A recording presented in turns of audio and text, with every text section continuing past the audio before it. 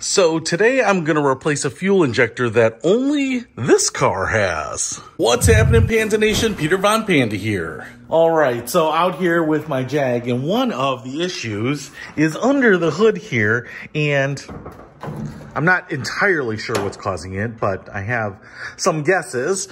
The issue is when I start up this car, it runs rich. Now that's not abnormal. Cars are supposed to run rich until they get up to operating temp, and then it kind of leans the fuel and dials it in based on the O2 sensors, the mass airflow meter, and all sorts of other stuff. But this car runs really rich. In fact, it's not so much the rolling coal that bothers me. It's more about the engine bogs down when you get on the gas and the engine is cold. Now, the engine doesn't have to be fully warmed up. The coolant temp sensor that's right there, I think once it says that the coolant is 100 degrees or 120 degrees or something, it's totally irrelevant. Now, it takes a little while to get to that temp though, and I have replaced that sensor because I thought maybe that was causing the mixture to be very rich. But what I think it is on the other side there. We have right down there, it's kind of baby blue, that is the 7th fuel injector. So I have 6 fuel injectors, 1 for each cylinder, but I have a 7th injector there, and it's kind of this big spray injector,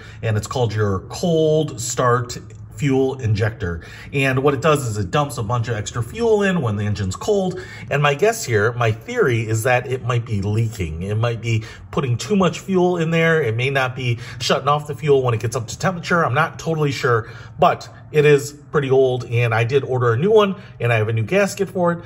It doesn't look like it's going to be the hardest thing to get out. It's certainly not in the easiest place to get out, but I think if I use some long tools, I can get those T30 Torx bits out, kind of pull out the sensor, get it off of the fuel line that is right there feeding it.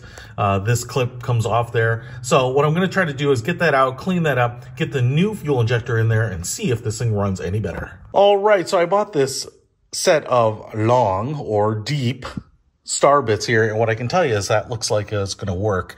I can get that down there almost all the way, see if it's in there nice and tight, and what I can do now is get a socket. So I think I can get these pulled out without having to, say, disassemble the mass airflow meter. We'll see if I can get my hands in here, but I got small hands. Yeah, ladies, that's right.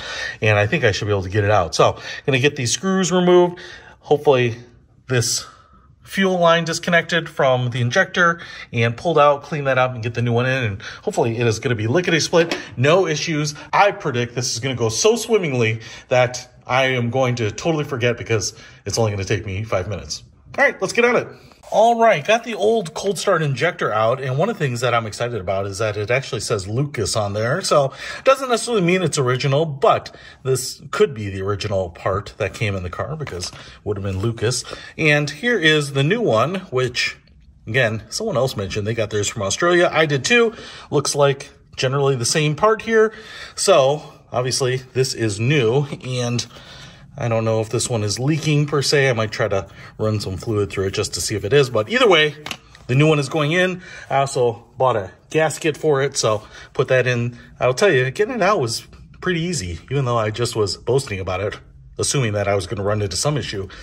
I don't know. Putting it back in might be the hard part. We'll see. All right, I was making fun of this and kind of setting myself up for failure because I thought this would be one of the hardest things to do just based on where it is, and the nuts would be rusted and I wouldn't be able to get the hose off. But I tell you what, I didn't have to take apart anything. It was pretty simple and quick to do, and I am hoping that, well, it should run rich when you start it up and it's cold. Hopefully it won't run quite as rich, and if there was any dripping from the cold start fuel injector before, hopefully that should be gone. So the job here was actually pretty easy. I'm pretty happy with that, but we will see when I fire this up if it actually does its job. But from a standpoint of replacing this injector, I was actually pretty thrilled with how easy it was, because it kind of looks like it's easy, but I feel like anything kind of way down deep under this rat's nest of other pipes and hoses would be pretty difficult. So I will tell you that this piece made a whole bunch of difference here, so I would order that for sure before you get into it. But yeah, pretty happy.